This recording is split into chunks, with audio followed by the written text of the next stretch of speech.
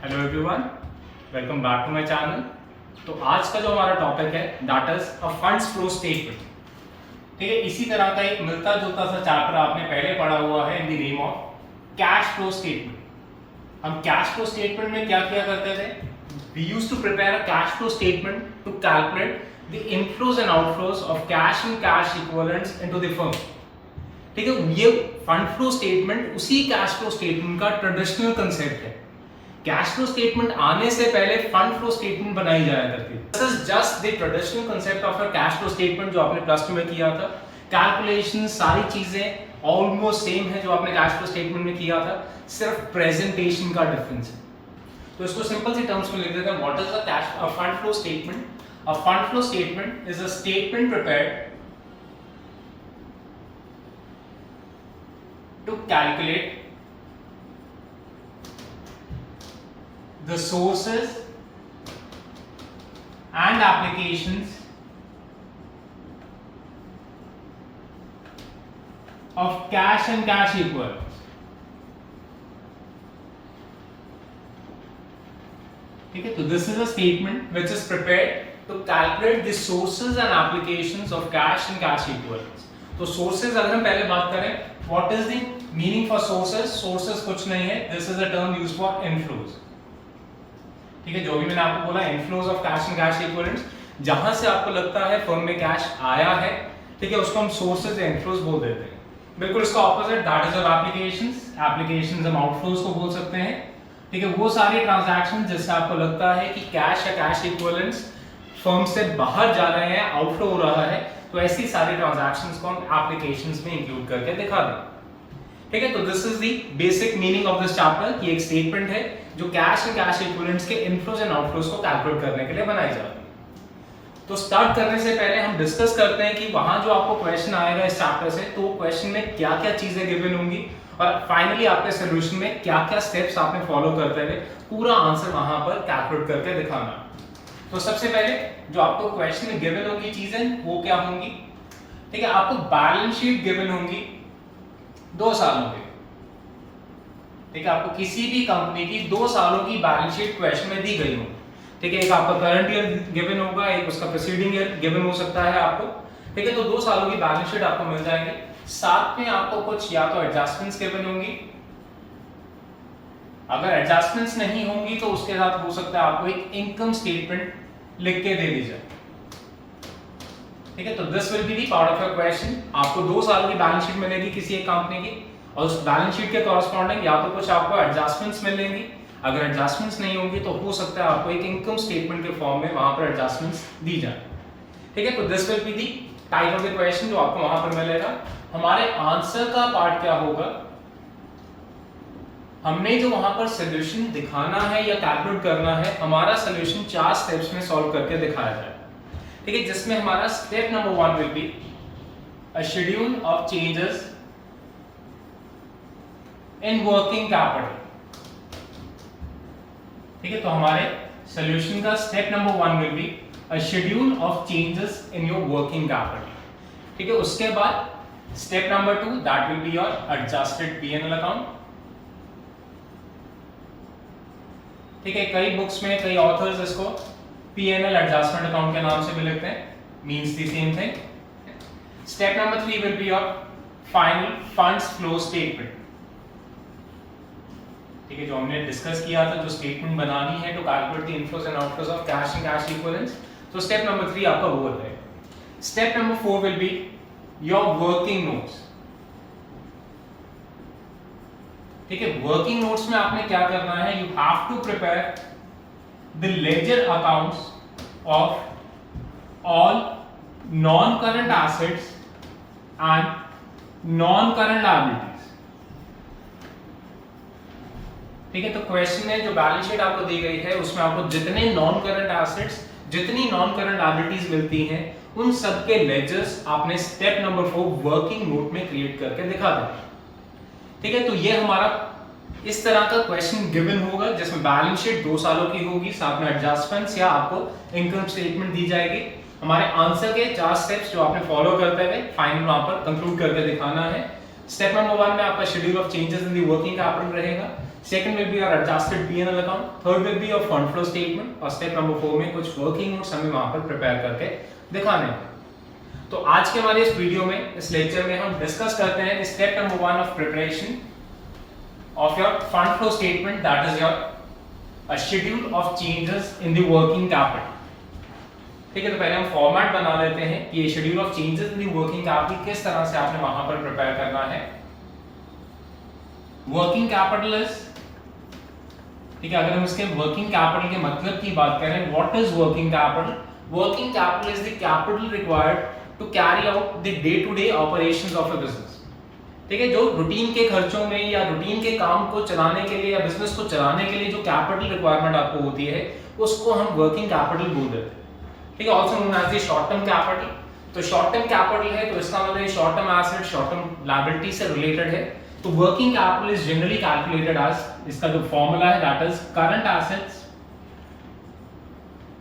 Minus your current liabilities. ठीक है, current assets सारे आपके वो एसेट्स जो within a period of 1 year आप एक फर्म में यूज करते हैं। ठीक है, शॉर्ट टर्म एसेट्स, सेम ऐसे current liabilities, all the liabilities which are held for a period of less than 1 year in the company. तो करंट एसेट्स के कुछ एग्जांपल्स, जैसे आपके पास कैश बैलेंस हो सकता है, बैंक बैलेंस हो सकता है, स्टॉक हो सकता है, डेटर्स हो सकते हैं, bills receivable, prepaid expenses, accrued incomes. ठीक है, short term investments, marketable securities. ठीक है, ये सारे आपके करंट एसेट्स हैं। सेम ऐसे करंट लायबिलिटीज के कुछ एग्जांपल्स, वो आपके क्रेडिटर्स हो सकते हैं, वो आपके बिल्स पेबल हो सकते हैं, आउटस्टैंडिंग एक्सपेंसेस हो सकते हैं, इनकम्स रिसीव्ड इन एडवांस हो सकते हैं, provision for taxes, proposed dividend. ठीक है, short term loans taken by the company, ये सब आपकी करंट लायबिलिटीज में इंक्लूड करके दिखा देता है। तो इस स्टेप नंबर 1 शेड्यूल में आपने यही काम करना है कि जो आपको बैलेंस शीट गिवन है उसमें से आपने करंट एसेट्स ढूंढने हैं, करंट लायबिलिटीज को ढूंढना है और दोनों का difference as a working capital calculate कर देना है। ठीक है, तो आपने किस तरह से शेड्यूल को वहां पर फॉर्म करके दिखाना है। तो जैसे अभी हमने बोला कि 2 सालों की बैलेंस शीट आपको गिवन होगी, तो दोनों सालों के रिस्पेक्टिव कॉलम को आप बना देंगे। ठीक है, तो सबसे पहला कॉलम पर्टिकुलर्स, उसके बाद जो भी आपको प्रीसीडिंग ईयर गिवन है, फॉर एग्जांपल अगर आपको 2022 गिवन है और 23 गिवन है, तो पहले प्रीसीडिंग ईयर का एक कॉलम बना देंगे, सेकंड वाला कॉलम जो भी आपका करंट ईयर गिवन होगा उसके लिए कॉलम हम प्रिपेयर कर लेंगे। उसके बाद नेक्स्ट कॉलम बनेगा इंक्रीज के लिए और लास्ट कॉलम आप बनाएंगे डिक्रीज के लिए। ठीक है, यहाँ पर एक कंफ्यूजन जो जनरली स्टूडेंट्स को हो जाती है, इंक्रीज डिक्रीज हम वैल्यूज की बात नहीं कर रहे, इंक्रीज डिक्रीज हमने जो कॉलम लिखा है, this is increase decrease effect on the working capital. कि जो भी हम आगे चीज लिखने वाले हैं, जो भी करंट एसेट या जो भी करंट लायबिलिटी की वैल्यूज यहाँ पर लिखने वाले हैं, उसके इंक्रीज या डिक्रीज होने से एक्चुअली वर्किंग कैपिटल इंक्रीज होगी या डिक्रीज होगी, ये उस कॉलम के लास्ट के 2 कॉलम्स उस इफेक्ट को डिनोट करके दिखाते हैं। ठीक है, तो ये नॉर्मल वैल्यूज के इंक्रीज डिक्रीज नहीं है, दिस इज द इंक्रीज और decrease on the working capital. ठीक है, तो स्टार्ट करते हैं। तो आपने पूरा formula is current assets reduce by the current liabilities. तो सबसे पहले करंट एसेट्स जो भी आपको बैलेंस शीट में गिवन होंगे वो आप उठा लेंगे। जस्ट एन एग्जांपल, मैं कुछ भी फिगर्स लिख लेता हूं। फॉर एग्जांपल आपको स्टॉक गिवन है, 22 में आपको स्टॉक गिवन था 1 लाख रुपीस का और 23 में आपको स्टॉक गिवन था से फॉर एग्जांपल 1,50,000 रुपीस। ठीक है, तो स्टॉक हमारा यहाँ पर क्या हो रहा है, actually this value of stock is increase by 50,000 from current year या 22 टू 2023। तो इस 50,000 के बढ़ने से वर्किंग कैपिटल बड़ी होगी या कम हुई होगी। ठीक है, उसके अकॉर्डिंग हमने इंक्रीज या डिक्रीज में इसको लिख कर दिखा देना।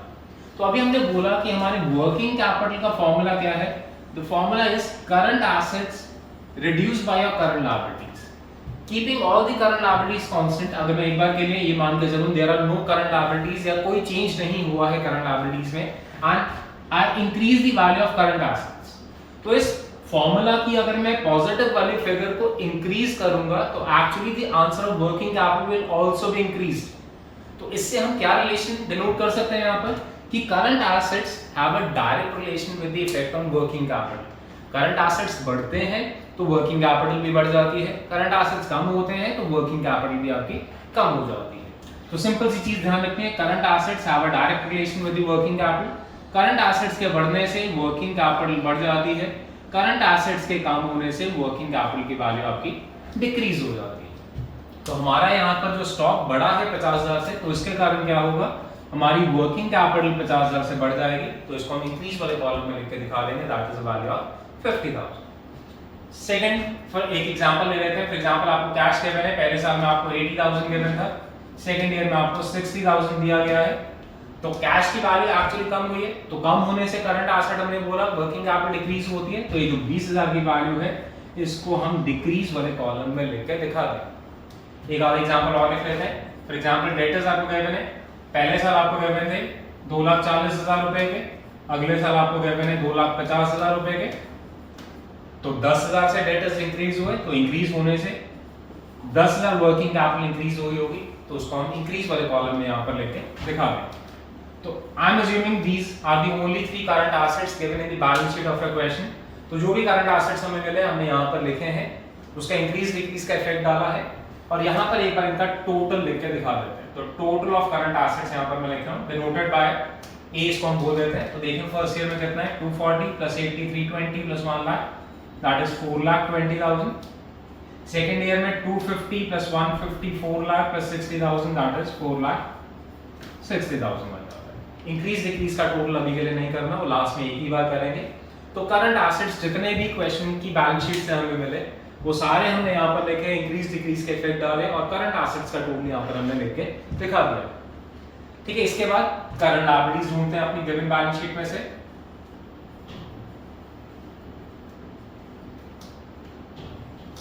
ठीक है, इसके बाद करंट लायबिलिटीज ढूंढना स्टार्ट कर लेते हैं कि जो क्वेश्चन में हमें बैलेंस शीट गिवन है उसमें क्या क्या करंट लायबिलिटीज एक्चुअली हमें दी गई है। फॉर एग्जांपल आपको क्रेडिटर्स गिवन है, पहले साल में थे 1 लाख, अगले साल थे आपके से 85,000। ठीक है, तो क्रेडिटर्स 1 लाख और 85,000 यहाँ पर हमने एक फिगर ली है। अब हम एक बार के लिए अज्यूम कर लेते हैं there are no current assets in the question, ये करंट लायबिलिटीज ही हैं जो एक्चुअली डिक्रीज हो रही है। तो फॉर्मूला की अगर हम बात करें, करंट एसेट्स जो कांस्टेंट थे, करंट लायबिलिटीज की वैल्यू को अगर हम डिक्रीज करते हैं, तो if the negative figure of this formula is decrease, तो वर्किंग कैपिटल क्या होने वाली है, वर्किंग कैपिटल इंक्रीज होने वाली है। तो यहां से हम इसको एक रिलेशन को डिनोट कर सकते हैं या डिराइव कर सकते हैं कि करंट लायबिलिटीज का इनवर्स रिलेशन होता है to the effect on the working capital. तो इसको लिखते हैं यहां पर कि अगर करंट लायबिलिटीज बढ़ती हैं तो वर्किंग कैपिटल एक्चुअली आपका डिक्रीज हो जाता है, अगर आपकी करंट लायबिलिटीज डिक्रीज होती हैं तो वर्किंग कैपिटल की वैल्यू आपकी इंक्रीज हो जाती है। तो करंट एसेट्स का डायरेक्ट रिलेशन है to the effect on the working capital, और इसी तरह से करंट लायबिलिटीज का आपका इनवर्स रिलेशन है। तो इसी छोटे से रिलेशन को आपने ध्यान में रखते हुए ये स्टेप 1 की कैलकुलेशन करनी है, that is the preparation of a schedule of changes in your working capital. तो 15,000 से जो लायबिलिटीज डिक्रीज हुई हैं, इसके कारण एक्चुअली क्या होगा, आपके वर्किंग कैपिटल का आंसर इंक्रीज हो जाएगा। तो उसको हम इंक्रीज वाले कॉलम में लिख के दिखा देते हैं। ऐसे फॉर एग्जांपल अगर आपको गिवन है बैंक ओवरड्राफ्ट, पहले साल 20,000 गिवन है, अगले साल 5,000 गिवन है, तो दोबारा से करंट लायबिलिटीज डिक्रीज होने से क्या होगा, वर्किंग कैपिटल इंक्रीज हो जाएगा। ठीक है जी। उसके बाद फॉर एग्जांपल आपको प्रोविजन फॉर टैक्स दिया गया है क्वेश्चन में, पहले साल 50,000 का प्रोविजन था, अगले साल 40, या इसको एक बार इंक्रीज वाली फिगर ले लेते हैं, अगले साल से फॉर एग्जांपल 60,000 का प्रोविजन था, तो करंट लायबिलिटीज बढ़ी, तो बढ़ने के कारण एक्चुअली वर्किंग कैपिटल क्या हुआ होगा, वो आपका डिक्रीज होगा। ठीक है, तो I am assuming these 3 current liabilities in my question. तो यहाँ पर इनका एक बार टोटल कर देते हैं, total of your current liabilities, और इसको बी टोटल से डिनोट करके दिखा देते हैं। तो फर्स्ट ईयर की आपकी वैल्यू बनती है 1,70,000 की, और सेकंड ईयर की आपकी वैल्यू बन जाती है 1,50,000। ठीक है, और यहाँ पर एक बार हम इंक्रीज एंड डिक्रीज वाले टोटल का भी हम कॉलम का भी हम टोटल कर लेते हैं। तो देखिए कितना बनता है, 50,000, 60,000, 60 एंड 30 90,000, और ऐसे ही आपका decrease column 20,000 and 10,000, that is equal to 30,000। ठीक है, तो हमने सारे करंट एसेट्स लिख लिए, सारी करंट लायबिलिटीज लिख ली, इंक्रीज डिक्रीज लिख लिया, और फाइनली सारे कॉलम्स को एक बार के लिए टोटल कर दिया। अब कैलकुलेट करते हैं एक्चुअली दी वर्किंग कैपिटल जो यहाँ पर हमने कैलकुलेट करनी है। ठीक है, वर्किंग कैपिटल का हमने फॉर्मूला बोला, that was current assets minus your current liabilities. तो करंट एसेट्स मैंने ए टोटल से डिनोट किए हैं, करंट लायबिलिटीज बी, तो इसको हम ए माइनस बी बोल देते हैं। तो 4,20,000 minus 1,70,000, तो this becomes 2,50,000, second year 4,60,000 minus 1,50,000 तो यहाँ पर बन जाता है 3,10,000। ठीक है, तो फर्स्ट ईयर के current assets minus current liabilities वो फर्स्ट ईयर की वर्किंग कैपिटल निकल गई है। सेकंड ईयर के current assets minus second year की करंट लायबिलिटीज वो सेकंड ईयर की वर्किंग कैपिटल हमने कैलकुलेट कर दी। तो यहाँ से अगर हम ध्यान से देखें तो पहले साल हमारी वर्किंग कैपिटल की वैल्यू थी 2,50,000 की, सेकंड ईयर में हमारी जो वैल्यू थी दैट वाज 3,10,000 की थी। तो यहाँ से हम देख रहे हैं कि वर्किंग कैपिटल पहले साल से दूसरे साल में क्या हुआ है, इंक्रीज हो गया है। तो यही हमारा आंसर बनने वाला है कि net increase in working capital यहाँ से कैलकुलेट हो जाएगा। कितना इंक्रीज हमें दिख रहा है, 250 से 3,10,000 दैट इज 60,000 का इंक्रीज यहाँ पर कैलकुलेट करके दिखा दिया जाएगा। सेम यही चीज अगर आप अपने लास्ट वाले दो कॉलम्स में देख रहे हैं इंक्रीज डिक्रीज, तो increase is greater than decrease by 60,000। तो यहाँ से भी हमारा वही आंसर कैलकुलेट हो रहा है कि there is an increase in the value by 60,000। तो जो भी इंक्रीज या डिक्रीज आएगा तो आपका दोनों साइड पे सेम आंसर कैलकुलेट करके दिखा दिया जाएगा। ठीक है, इंक्रीज यहाँ पर आएगा तो यहाँ डिक्रीज वाले कॉलम में बैलेंसिंग फिगर चला जाएगा, डिक्रीज आएगा तो इंक्रीज वाले कॉलम में बैलेंसिंग फिगर इंक्लूड करके दिखा दिया जाएगा। तो this is the first step of your calculation in the fund flow statement, जिसमें आपने एक schedule of changes in the working capital बना देना। सिंपल सा है, करंट एसेट्स ढूंढने हैं, करंट लायबिलिटीज ढूंढनी है, दोनों का इंक्रीज डिक्रीज का इफेक्ट डालना है और दोनों को माइनस करते हुए आपने इंक्रीज वर्किंग कैपिटल और उसका फाइनली इंक्रीज या डिक्रीज का आंसर कैलकुलेट करके दिखा देना। ठीक है, तो सिंपल सी चीज है जो यहाँ पर आपने step number 1 of your calculation में करके दिखा देना।